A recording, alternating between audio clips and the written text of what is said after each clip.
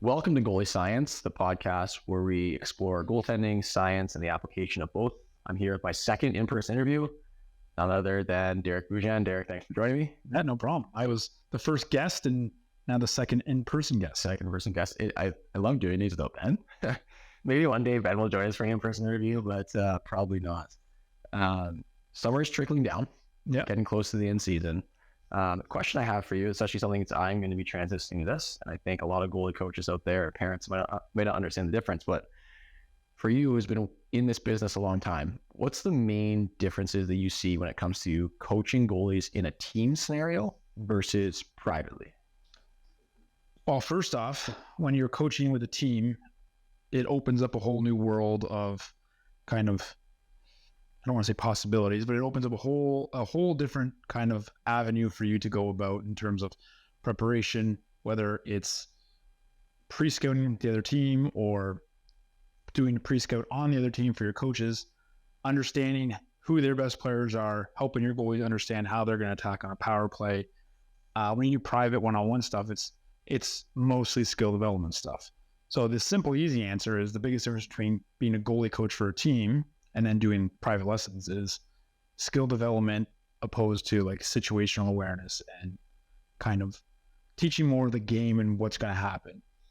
And I think it's for us, it's really nice break if we do a lot of private lessons to get into a team setting where it's more of coaching than it is about instructing. And that's the biggest difference for goalie coaches out there and for parents to understand is as goalie coaches, sometimes we're coaching and then other times we're doing mostly just instruction. Mm-hmm. Now, that would obviously be more geared towards older goalies. When it comes to like younger kids, if we're talking like anything, probably under like U12-ish, do you still focus on that structure of the game, or is it more of that skill acquisition kind of development? Well, that's a good question because I think like famously you're known for depends. Yeah. I think it depends. Yeah. Right. If say for us, if we have a kid who we do private lessons with and we're also that team goalie coach, you can go to that practice and you can just do situational stuff. You don't need to worry about the skill development because you're already doing that with them. It's easy to reiterate and kind of hammer home those ideas of the skill development with quick reminders. But that I think is what the best holistic approach is if you can do both. Now, we don't always get that. We can be a team goalie coach and our goalies will go to another goalie coach for their private one-on-one lessons, which is cool. Like, nothing wrong with that. Then we can just kind of stay with the in-game preparation, strategy, and structure of the game. Do you like to have a plan with each team, or like if you're starting off with a new team, start of the season, like how do you approach that? No, and I found this with every age is the first thing when I go to a team, and if somebody I haven't had before, is the first thing that I find that kids and even elite guys screw up is their starting and stopping points. And that's the very first thing. So for me, like, and this might be different from other people, but if the play's in your end, you follow the play out to your blue line. Once it is out of the blue line, you come back, you find your net. And then your starting point is once you see control from the other team, hit their blue line, we've already started to come out so that we stop at the red line. I get it, but in my head, I'm thinking about all the goalies I've seen that are just all over the map. And there are so many guys that don't do that. They try to start when the play is entering their blue line. But if we start when they're hitting the red line, we're now anticipating a dump in, or we can scan and see if there's a 3-on-2 developing. And it takes the time if it goes from red line to blue line where they carry the puck. That eliminates so much panic and it eliminates us trying to speed up the play. So if we get out there earlier, we're able to scan and slow down the play. And that's been my first probably month with any team I've had from U12 AAA to junior A guys going to college, is I find they all screw that up. Now, whether they do that in practice because they're not as engaged in practice, that's individual, but I spend at least the first month dialing that in. And I get so many guys are like, man, that's so much easier when I do that. Because it just simplifies their game. It lets them slow down. I think like I'm picturing myself telling this to goalies, and I can already hear that if you say, I want you to be like prepared and engaged by the time they get to the red line, automatically they're thinking like way more aggressive. Yeah. way more It's aggressive. the opposite. So yeah, It's the exact opposite. yeah. Yeah. So like if a guy gets to the red line, like you're just looking like for me, I like toes in the white. Toes and white. Yeah, toes Exactly. in the white. I don't know why that's so. Is that just like an old style? Like is that just because that's how goalies used to play back in the day that just carried over? Like where does that stem from? Because like you'll see guys like Where they want to come out 10 feet past crease. yeah, oh yeah. Yeah. Well, Then they lose their net and they're like, oh, why was I off the angle? well, if you think about this, just think about this logically. If we want to be out and ready at the red line, it's because we're anticipating one play at the red line, and it's a dump in or a chip in. Right? So we're trying to set ourselves up to put ourselves in a position that we can go and get a handle. And we want to be able to get to the boards quick. So if we're 10 feet past top of the crease and they rim that thing hard, You're not getting there. Bobrovsky's not getting that. Yeah. Right? So we're trying to put ourselves in a position where we can go and get a puck handle. Now, if they don't chip it in or dump it in at the red line, the next spot likely there'll be a play would be the blue line. Yeah. And the same thing, it'd be either a soft chip or they'll carry the puck in. And the less we've been over aggressive on that play, the less we have to retreat or use the recoil method or backflow, whatever we want to call it. But that's the biggest thing is guys got to learn is the less we come out for a starting point, the less we got to back up. The less we back up, the more control and the less pace we can back up with. And that's the biggest thing that I've been teaching my guys, I say in the last 8 months, is that backflow pace. And I'm seeing huge results with it. It's going to be really fun to see where we go with that into September. But that starts with start and stopping points and just plays during the game. Now that you mentioned, that's definitely something I've taken for granted because like, you know, I guess like, dude, I don't remember us ever like really getting into detail about that when I was younger. Maybe it was just something that like I didn't have to think too much about. But now like I've had this discussion with my goalies where some of them are just they're starting too deep and they're getting caught too deep, or they're just so used to having one speed of backing in and they're getting caught completely out of position. So it's weird. It's good because I actually haven't really thought much about that. What's like when it comes to like struggles with that, like how do you really get buy-in with your goalies? Like, is there a way you show them, or it's just like, hey, like just trust me, like go with this? So the biggest thing, and why I've really kind of come back to this, and the reason we never really did it with you was because you didn't really struggle with play reading. You didn't struggle with patience. Like you were really good at moving east to west without having to worry about that. Yeah. So it wasn't something for you. What I'm seeing more nowadays with guys, especially taller guys, is stances nowadays are getting wider. Guys are getting more locked into their hips. Yeah. And what they don't understand about being wider and locked in their hips is we all know that's gonna harm them when they have to go east to west. Mm-hmm. What other guys don't understand is that for as long as they've been playing goalie, we've hammered into their heads, get set, make a save. Yeah. Get set, make a save. Get set, make a save. So what I'm finding now when I'm introducing a little bit more backflow is not only are guys faster east to west because the backflow gives them a little bit of momentum. Yeah. But if you're flowing back and using the recoil method, if we want to give it a name, you can't do that with a wide stance. Yeah. It forces them to be more narrow. Which it does. The problem, like when teaching it, it's so hard to teach when not hard, but it just takes a lot of labor to teach it because typically, you know, when you just drop your butt and glide back, it makes sense to do it. But then when you get someone who's they're just wide out, that's how they get their momentum to retreat and then they get locked in. I see that all the time with goalies. I'm like, well, that's you get beat a lot on fakes. Well, yes. Yeah, because you're too wide. So, I mean, I see that. Well, because as soon as we lock those hips in, like we're just trained and programmed to go down. And that's part of the goalie coach's fault. Yeah. Because we teach set, make a save. Which I think is like, and when they get set, they're getting locked under. Yeah. For me, it's like when I say get set, make a save, it's because I want to eliminate forward momentum. Mm-hmm. Sometimes it's in the zone, backwards momentum. And I guess I don't account for that sometimes because I see like trying to eliminate drifting forward.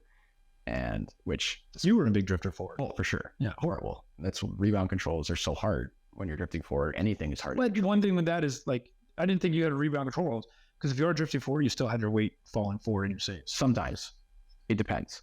So a lot of times I don't know. I find a lot of more goalies are really struggling with balance in their heels and their toes. like they're stepping out on their heels all the time. And I think a lot of that comes from drifting forward because I don't know. I found that like if you are really far forward and the ball's at your feet, it's a lot harder to drift forward than it is to drift back. So here's a question for you. If you're finding that they're on their heels and drifting forward, when they've moved from A to B, are they stopping with 1 foot or 2? Because I guarantee if they're stopping with 1 foot, they're not on their heel. And it's also this they're not like in a T-push. They're not stopping with their lead leg. It's that like they bring both legs forward. Yeah. And they're stopping with 2 legs. So slow. And then that's why they're on their heels. So for those guys, it's just you force the leg stop. Or it's, when we talk about like stopping the chest and stuff, it's they're like, I call it the Shakira hips, where they lead with the hips and they pop forward. And then I was actually talking about this with a goalie in Texas where like, because for him, he was like 6'4" and he was really athletic, but he had happy feet. He was just doing too much. And I said, like, one of the things I see a lot is too is like goalies kicking the toe up when they stop. And it was just all like movement efficiency and just slowing it down. It's very Czech Republic. That like the toe up. The toe up. Yeah, I see that. There's a lot of weird things I see, but definitely the balance, like just general balance is one that something that I hammer home, which is definitely why I do like a lot of those edge works. And like, yeah, I know you do a lot of down skating during the off season, but I like to do it all year just because I think like the more that we can understand how to transfer our weight from our heels to our toes, the better. And it's actually funny at the camp I was just at, it was with adult league goalies and they were really struggling on their knees. On their feet, it was fine. But I find with younger kids too, it's like down skating, they love it. But when it comes to like balancing on their feet, they're just not, they spend all day just doing like stuff on their knees and never stuff on their feet. It's just a weird like dichotomy between like the older goalies and the younger goalies. But I don't even remember what we were talking about before that. We're talking about backflow. Oh, backflow. Yeah. No, just like we get off. Yeah, we get off track. That's okay. But yeah, I don't know. For me, whenever if I'm teaching a goalie to come forward, like basically shoulders over the hips, it's hard for me to creep. When I'm leaning backwards, I just don't have or at back weight of my heels, I have less control. I tend to creep. And I don't know. This is what comes down to like different philosophies, I guess. And I mean, I've seen some things on the internet where like, I remember there's a Shesterkin save where he like flew out and like made this one-timer save. And whoever the coach was like, this is how you need to play like shots, just fly out. And I just want to be like, no, like, but did you see his rebound after that? But also again, you can't do what Shesterkin does. And you also can't take one save. Yeah. And blanket it and said, this is how you make this save. Yeah, because we all get caught creeping forward at some point. And what if that guy doesn't shoot? Exactly. Right? Like that's the biggest question and that should be asked in goaltending now is what if he doesn't shoot? And and that's like when I was putting together the video for the stuff I'm able to do in Finland, I need to take into account a different ice surface. So I had to go back and redo all my clips because now you have a different ice surface. And in Europe, guys don't like to shoot. They want to pass. Well, I think that's happening now. Yeah. Here. So I think, yeah, definitely. But that all comes back to just playing like slightly deeper and then like beating things on your feet. But that balance thing is an issue. And let's getting on the topic of backflow. Has that been like a hard thing to teach with kids, or has that been pretty? No, not really. I'd say like once I explain, like I said, is you really have to explain why you want a kid to do something. And I feel like that's what I'm really good at is this is why we're doing it. And I don't have to necessarily teach them how to do it. If you teach them why instead of the how is easy. Yeah. Same with an RVH. I can teach my wife an RVH, right? Now if she uses it on her breakaway, it's not going to work, but you teach them why they're doing an RVH. Yeah. And in their head, it helps them understand how to do it. So for me, when I explain to them, and it's a different explanation for everybody on why we're doing it too. I have a kid named Jack McGovern who plays at Wentworth University D3 in Boston area, and he's a 6'6" kid, heavy feet, not the best skater, sees the game ultra slow motion. Unbelievable. This guy, see how easy it is for this guy to make reads. Plays ultra wide. Still, yeah, ultra wide. But it fits his game. But as he moved into college, he had a good year this year, but we want him to take another step and be even better. Yeah. I've been doing a lot of backflow with him. And the reason I'm doing the backflow with him is it's narrowed his feet up. It's just given him a little bit more freedom to move east to west in a quicker game.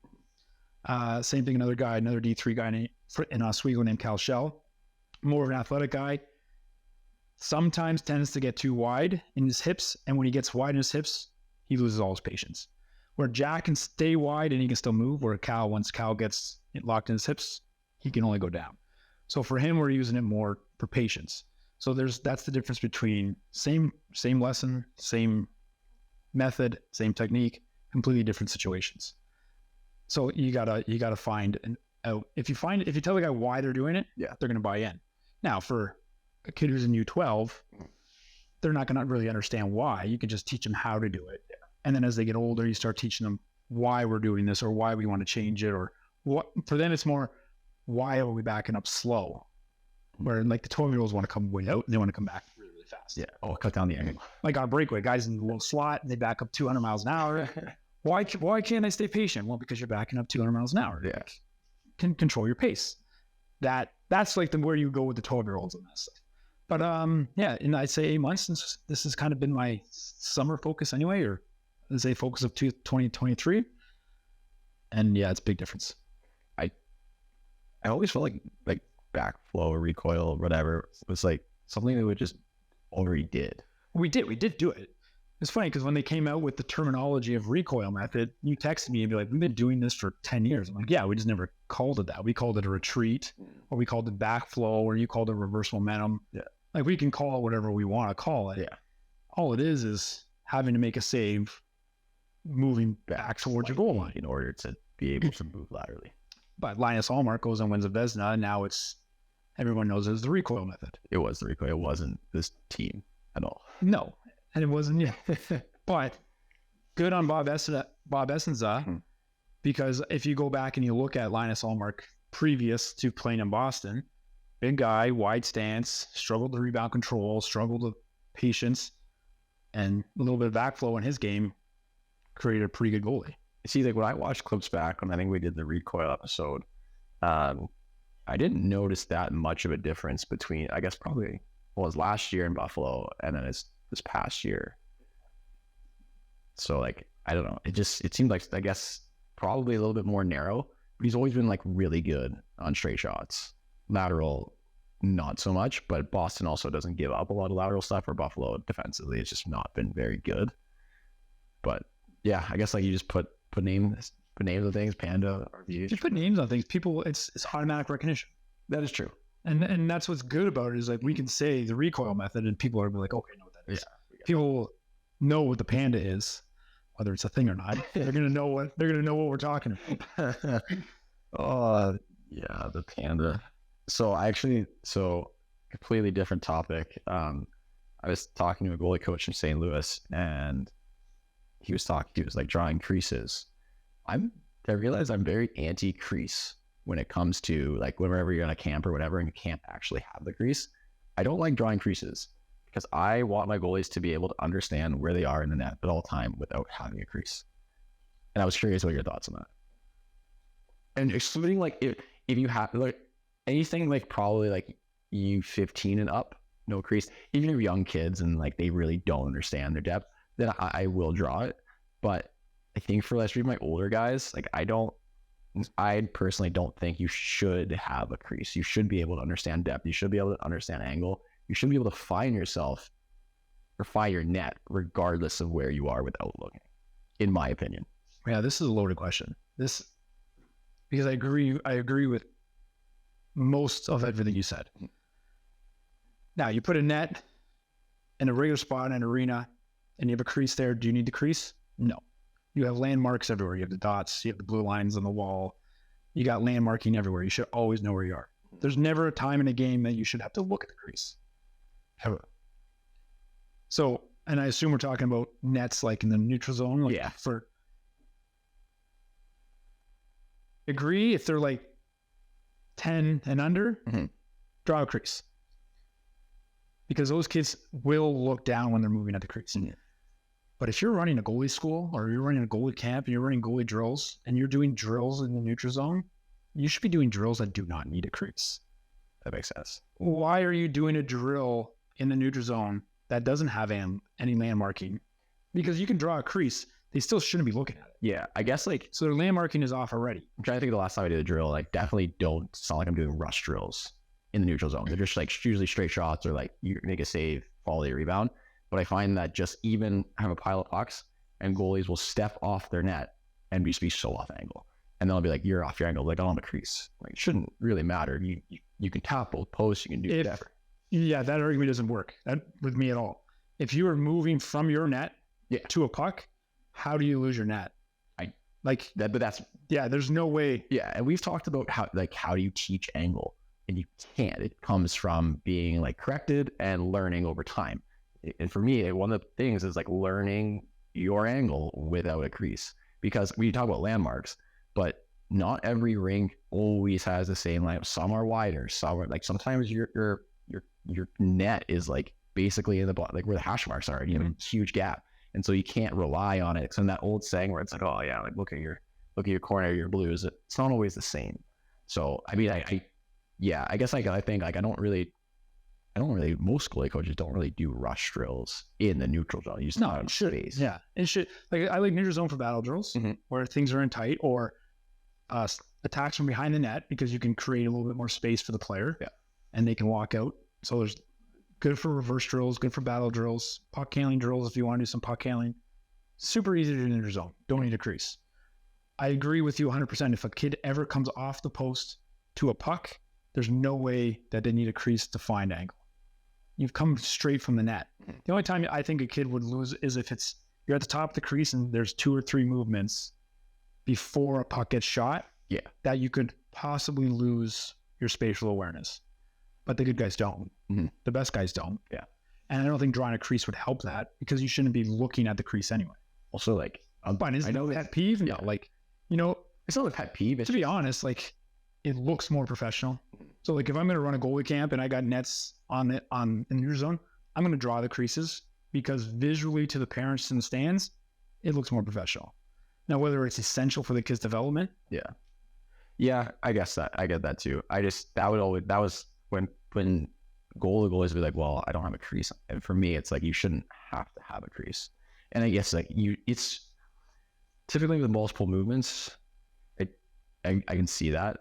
But it's even for a lot of goalies is that initial start off the post. Yeah, then that's just the goalie. Like, that's on them. That's not on you. That's not on the also not they the don't crease. Yeah, I'm pretty sure you'd be off angle if you had the crease. But that was a discussion, because he was like, yeah, like, let's draw creases. And for me, I was like, no, like, I don't think these goalies are at an age where they should be able to play without a crease and understand depth, and not be super aggressive and not have to know where they are at all times. Like, I don't know, like, if you put me in the net and close my eyes, I should probably be able to find, like, I can find my net with my eyes closed. Yeah. It's just, I haven't played a game since 2007. Yeah. And I would still be on angle on every puck. Yeah. I make no saves because I'm terrible. Oh yeah. I want to be perfectly in position. And lights out. I close my eyes when they shoot and it'd go in. Calls against a bad position. Same with like toe lock, like finding your toe lock on the RVH. I was playing that to my art kids. I was like, look, I haven't played in 3 years, and I put on the pad to record a drill, and I hit my toe lock 100% of the time. Yeah, there's going to be a few where I miss it. And like, it just takes time. You just have to learn it. But like, if you get discouraged because you miss your toe lock 5 of the first 10 reps, and you stop doing it, you're never going to learn. So I think it just comes down to that. But I don't know why that popped into my head, but just the creases was like not a pet peeve. It's just like, I don't think you need it. I agree. Or like always drawing X's. Or I guess it comes down to like say with like always using the box control lines, and like you said earlier, if you can explain why, you shouldn't have to use those props all the time. So my son is 7 years old. Yeah, he's a goalie. He is some reason why. I don't know why. He one time on a full rink, I had net in the neutral zone, and one time I put exits for him. Once. I never have to do it ever again. I'm not saying he's the best goalie, but you're the best coach. Anybody that I've seen U9 and under, yeah, I've seen kids that are better than him, that are ahead of him, faster, more athletic, because that's going to be a struggle. But spatial awareness and being in position, he's probably the best kid I've seen at his age group. And I showed it to him once. And when we do drills, you're off your angle, do it again. It's not move him over. It's you're off your angle, do it again. And the biggest thing for guys to learn is like, move over this way a little bit. Oh, keep going. Oh, no, go back this way. That kid's moved 3 times. He hasn't learned that spot. Make him do it again. And I hammer it home, and he's 7 years old. So if my 7-year-old doesn't need a crease and doesn't need an axe, you can't tell me that you're doing a U12 elite camp and having to draw X's for kids. Make them do it. Yeah. Like, make their body and make their minds develop that spatial awareness and the feel for positioning. Because we've said it before, and I've listened, and you said it a lot of times, is positioning is a feel. Mm-hmm. It's not something that we can teach them. It's not a physical skill. It is something that they have to be able to develop on their own. And then once they get it, just like you and like me, you're never going to lose it. Yeah. You can lose all the other physical skills in the world, but that spatial awareness should always be there, because the net hasn't changed size in 200 years. The crease, other than taking out and adding a straight line from a semicircle, is the same size for 200 years. Unless you're playing in like Paris rank where it's yellow and it's square. The only crease and just circle around. Circle around is yellow. Yeah. But for 200 years, and that's in the same spot and the same size. So you're never going to lose that spatial awareness and that ability to be in position if you learn it and it's hammered home. You don't need to draw a crease in the neutral zone. I'm also not as fired up about it as you are. You know, I don't know. I got fired up about a lot of things. I definitely am guilty of like the shoe over. I like to do like, if goalie comes out and they're off right, I'll be like, you need to go more. Well, you can show and then I back them up. Then don't let them make that safe in there though. Yeah. And be like, okay, this is your position. Now go back and come. Yeah. That's what I was saying. That's what I like to do, where it's like, shoot, like you just go more to your glove. Look, you understand where you are. Do it again. And they're off. And do it again. But I think that's something that's, I don't know. I don't know. I guess I have to watch more goalie coaches to see like how they coach. But I get a lot of goalies, especially like it's just like camps and they come from all over, where positioning and angle is really a struggle. And like when I get like 16-year-old kids that are playing like AA, AAA, and positioning is an issue, like I get concerned a little bit. So like this shouldn't be an issue. When you go to a camp, if you're at a goalie camp with like 30 kids, number one, it's incredibly boring to teach positioning. Incredibly boring. Yeah, the kids don't want to do it. The parents don't want to watch it. No. So if you're trying to sell your camp, you're not spending a week doing angle. Those kids will no shots, only angle. Yeah, they will hate you. The parents will be like, "What are they doing?" It'll be a disaster. Yeah. So it's one thing when you're talking about a camp, right? You got to remember, camp is what it is. It's camp. Probably a lesson, like you take the time. That's the when you take the time and you explain to the parents, if you want your kid to be an elite goalie, and you want to give them an opportunity to be consistent, then positioning has to be perfect. Yeah. And then if you tell them like that, consistency is what the goal is always. Like that's our job as goalie coaches, is to create consistency. If you're an unbelievable goalie, like Vasilevsky's been an unbelievable goalie for 6-7 years.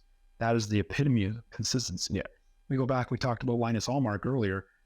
That guy, unbelievable year. Can he do it for another 5-6 years? Yeah. That's the difference between the guys that are a flash in the pan and then the guys that are Hall of Famers like Vasilevsky, Carey Price. Yeah. Lundqvist, those guys. I get that. And the environment is different. And that was one of the reasons I really like coaching privates, or actually I hate coaching privates, coaching semis. Despise private lessons. Can we talk about that? Yeah, let's absolutely talk about that. Let's parent, like we always try to talk to the parents. Yeah. If you're a parent, I know that the term private lesson sounds good, especially if you're someone with the resources that can afford that. That's awesome. For your goalie and for us as coaches, the semi-privates are easily the best, meaning there's 2 goalies, because regardless of how in shape your goalie is, they're not going for a consistent hour straight. They need rest. And if that rest is just them sitting and us talking, that's time that we could be coaching with another goalie, and that goalie is continuously learning. And one of the things I've added too is I have like a delayed feedback app. So I record, like it's going live, the goalie takes his rep, and while he's on his rest, and I'm teaching the other goalie, he's watching his reps back. And then we can ask questions, we can talk, I can see how Jim did it this way and Sally did it that way. Like, this is what we need to tweak, or so we need to adjust, watch it back. Well, I guess like I know why people want private lessons. Just you might as well just pay for 30 minutes. Shit, that would be a good idea. Like I think 60-minute private session, they're taking pucks for 12 minutes. Yeah. I would say 12, not 20. Like if you go back and you look and if you video and just took out maybe all the stuff in between, it's probably 12 minutes of work. Yeah. So you're paying now, let's say $150 for a private lesson. I know some of the prices out there, way more than that. Oh yeah, big time. Depends, where you go. Let's just say it's $150. Okay. And let's say a semi-private is $95. As a goalie coach, it benefits us to have two goalies because we do bring in a little bit more money. Yeah. But the best athletes in the world are the best athletes in the world because they're the most competitive. You put two kids on the ice together and immediately the training intensity is going to go up. Yeah. Like you can't deny that. Kids are visual learners. In schools, everything's a smart board. Everything's on an iPad because that's the way that their brains work now. If they see another goalie doing what they're doing, they are going to have immediate feedback, like your video session, from someone live. Yeah. Right? It's easy to go back for us and slow things down and show them in slow motion. But when they see things happening in real time, they're gaining something from that also, because they also have to make the reads. So if you're watching a goalie and say there's a rebound, they watch the puck hit the goalie's pads. They're also training to track that rebound out because they're watching the guy get the rebound. Yeah.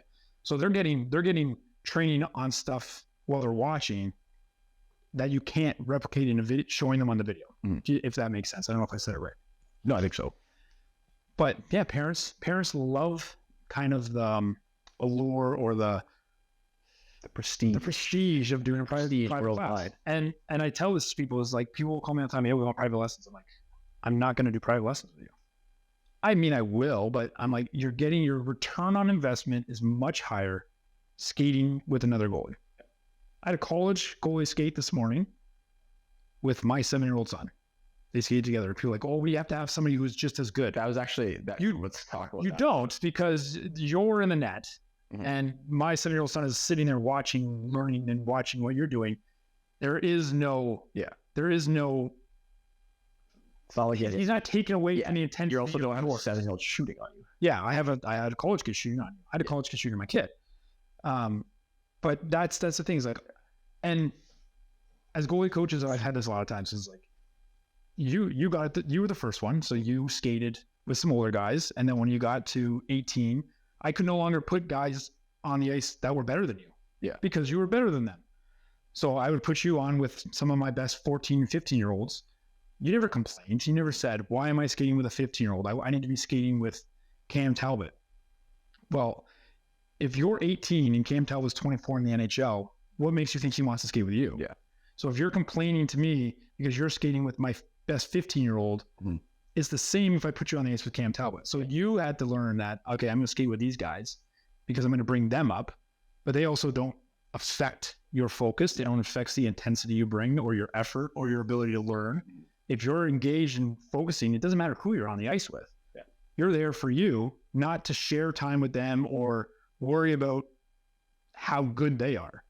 But those guys also want to skate with you because when you're younger, that's the ideas you have. Well, yeah. Then they got to give it back too. Exactly. That's exactly it. So like when you're the younger goalie, you want to skate with the better goalies because you want, play up, you want to be there.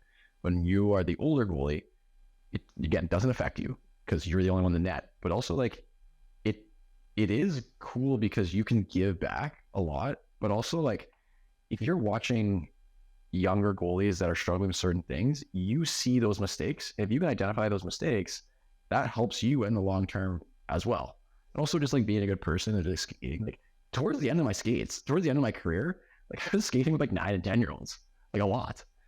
And just like whatever, just come out as long as my shooters are this is the level I want them to be at. It doesn't really matter. I'm gonna do my drills, and 10-year-olds are gonna take time and stuff, but they love it. And you know what? Like towards the end of my career, when it wasn't really fun for me and coaching started to be the fun thing, I really enjoyed that as much as I enjoyed wanting to be with like, the Talbots and the Byzantines and all those guys that were older and way better than me. So, and that's it's funny you said that because that was like on my to-do list in terms of topics I want to record. It was just like, hey, like you're not too good to skate with younger goalies. Yeah, for sure. Just doesn't affect you. And I think guys that are the older goalies that are getting put with younger goalies should really take a second to think about that. I put my best 15-year-olds on the ice with you for a reason, right? You were a great role model. Your work ethic was there. You were there an hour before every skate, stretching. You were doing the things that they had to learn to do. They had to see. And it's a continuous cycle. And if you're a guy who's at that level getting put with those younger guys, you should be like, why is he putting me this? Oh, because I'm doing these things because he's trying to build those guys up. And it becomes a family. Like, we're all, those 15-year-olds were never trying to take your spot. You were never going to compete against them for a spot unless you guys got to the NHL at the same time or in the same window. So there's no reason that the older guys shouldn't embrace and try to help those younger guys get to where they are. And I would never put it, if you weren't a good role model, I never would have put those guys with you.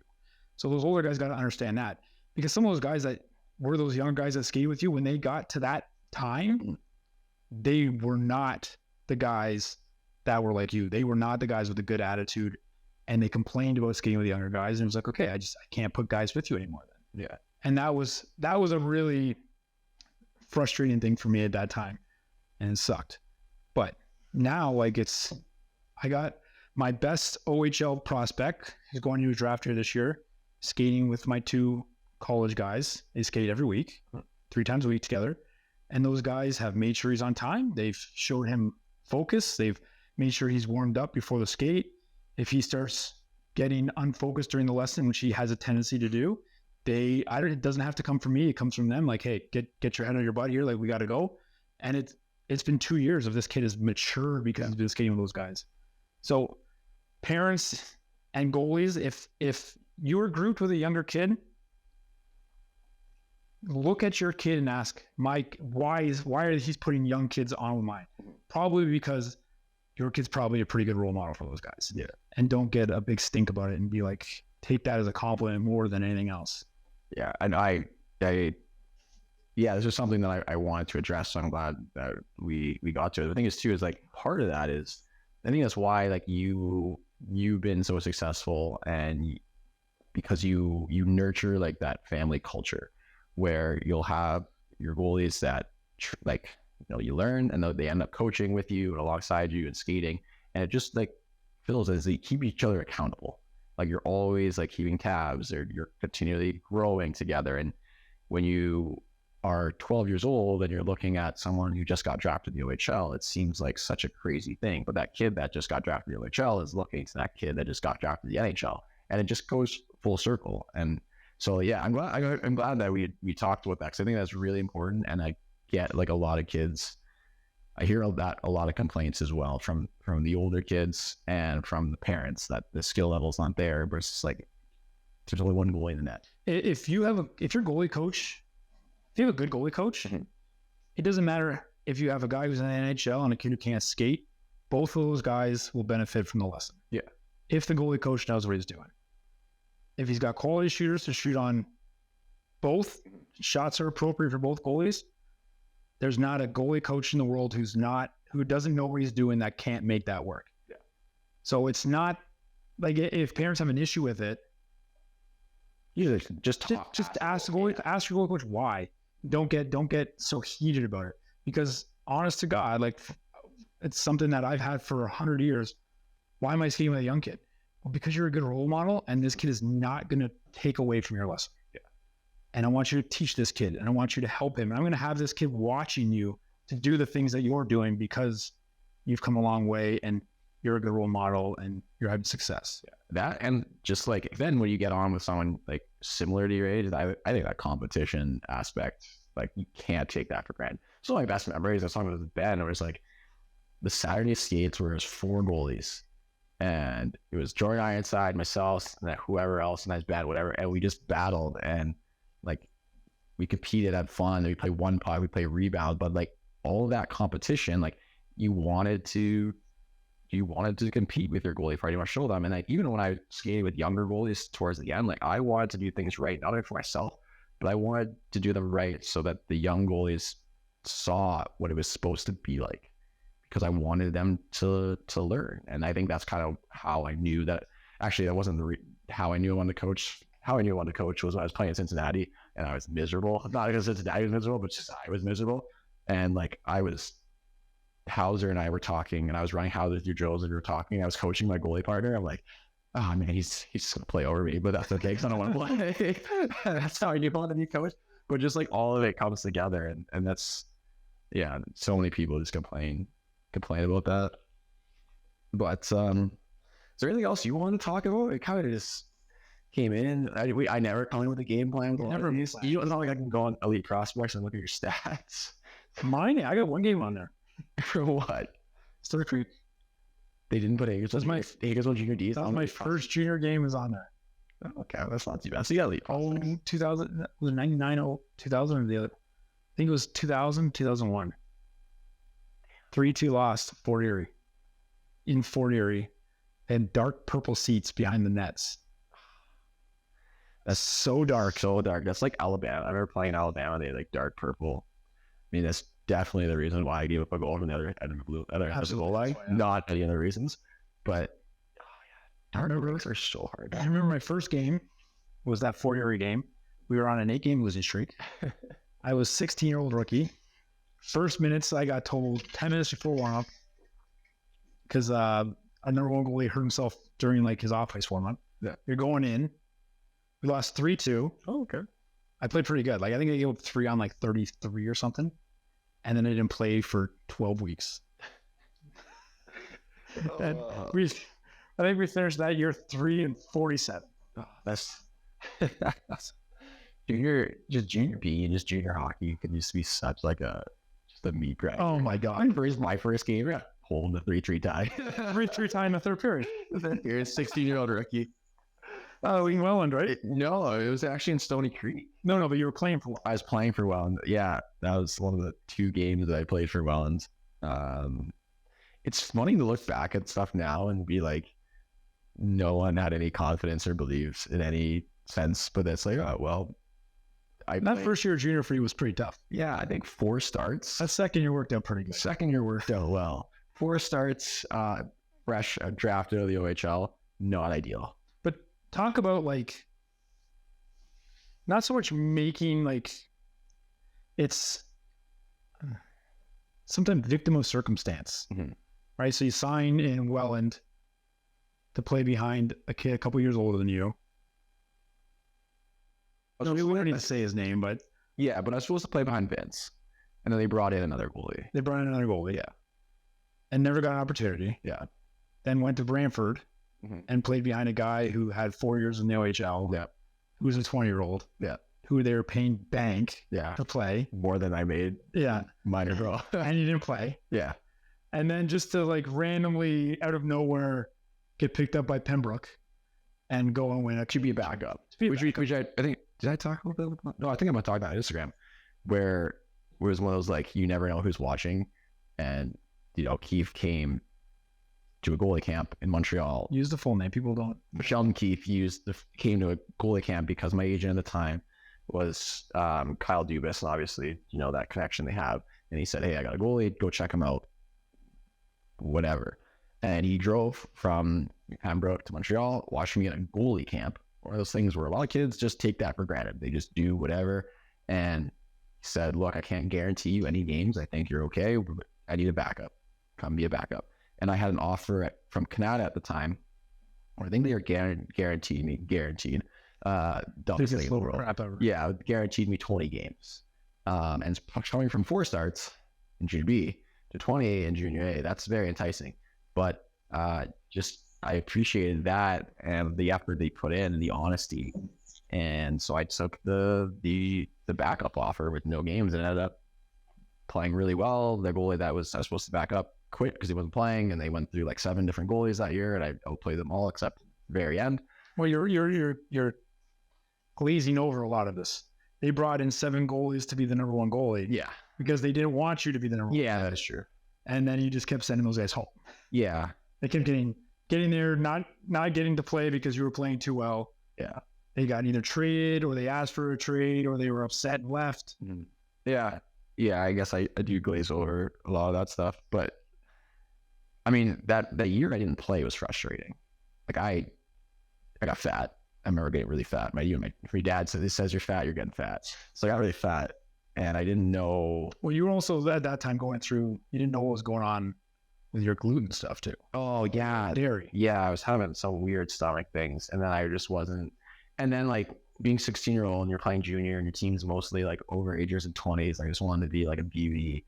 I didn't really care, and I just didn't like it was hard. So I don't really remember what got me back on track. Do you remember what got me back on track? I think I just like, but I didn't like stop wanting it. I remember my parents said like, hey, like, well, when you got traded to Brantford, that changed. Like fresh start. Yeah. You knew you were going into backup, but it was like, okay, just go in. And it was basically playing behind a guy who played 4 years in the OHL. And it was like, just go in and learn from this guy. Go in and watch how he prepares. I remember having that conversation with you is, you're not going to play a lot. Yeah. Just go in and watch how this guy gets ready for every single game and take that from him. And then you did get a playoff start and you played pretty good in that game. Yeah. I forgot about that. Yeah. This is in the round robin. Yeah. Totally forgot. I think you lost, so if I remember. Probably. I think it was like a 3-2 loss. When you were playing a division champion from one of the other conferences. Yeah, when you go 4 months between games, it's tough. Yeah. And then I remember you went. I thought it was Rochester camp, but it's Montreal. I thought. It was that Francois Laird's camp. And then I remember you going there, and I remember going when I went up to visit you. Yeah, that was bad. You can tell that story because it was. So yeah, I get embarrassed every time I saw this. So this would have been, I think, maybe end of October, early November. Had to be early November. Before I started to like catch heat and fire. No, I started to play well. You were playing well, but I wasn't playing like sick. Yeah, you were playing well because I knew I was going up there and you were going to play. It wasn't a question. Yeah.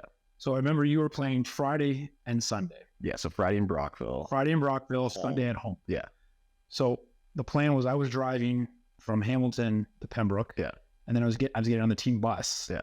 And going to Brockville. Why didn't you just drive to Brockville? I have no idea. I don't know. But so I drove to Pembroke, got on the bus. Yeah. Sat with you on the. No, I didn't even sit with you on the bus. No, you did. I sat with a rookie. Oh, okay. Keith said I wasn't allowed to sit with you. Okay. But I remember he sat one seat behind me and right beside me. And I was so intimidated by this guy. And we went to Brockville and you were trash. That's bad. So bad. That was when he came in to the room and said, there's the elephant in the room of why we're losing and pointed at me. Yeah. That was among the many positive reinforcements I had. You only played about 23 minutes that night. Yeah. So 6-hour drive, then a 2-hour bus ride, and then you played 23 minutes. So then I had to watch the rest of the game, wait, get on the team bus. Yeah. And then I had to sit right beside Keith. Mm-hmm. And I'm just like, this guy hates me. Yeah. Like this is all, he thinks he played terrible because of me. Yeah. And remember when we got to the rink, he pulled me in his coach's office. He's like, well, what do you think? I'm like, but what? He's like, you think, can this kid do this or what? I go, well, you see him day to day. Like, you have a better gauge on what he can do. But I'm like, I'll tell you this. I say, the more you play him, the better he'll play. And if it was me and you want to find out, I'd play him all the time. And he goes, well, I'm not playing him Sunday. I go, well, that's fine. I'm just telling you, from what I know, if you play him a lot, he'll get the job done for you. And I remember I left, and the Saturday we were supposed to hang out, and he made you work the concession stand on the Saturday night. So you couldn't see me. Yeah. So I went. I forget a lot of these. I remember all of it. So I remember I drove to Quebec to watch a junior B game in Quebec, and I almost hit a moose. And I came back and I just watched, I think, a Leaf game in my hotel room. Yeah. And then the Sunday night you played, and he put you in. Yeah. And then you played. Really it was well. Navin. Yeah. And you played really well, and Steve Eiserman's brother was there. Yeah. And remember, I left after, and you called me and you said, "Hey, Steve Eiserman's brother just talked to me, and he's gonna put me on their list for the draft." And I was like, "Holy shit! Like that's pretty cool." And I just remember leaving. I'm like, I'm not saying Sheldon Keefe listened to me. Yeah. But he told me he wasn't playing yet, and then he played you. And I think after that, you played 11 games in a row. I think so. And then you were dynamite after that. Yeah. That actually, there was a couple times where he would do that, where he'd just tell me I wasn't playing and then would call me.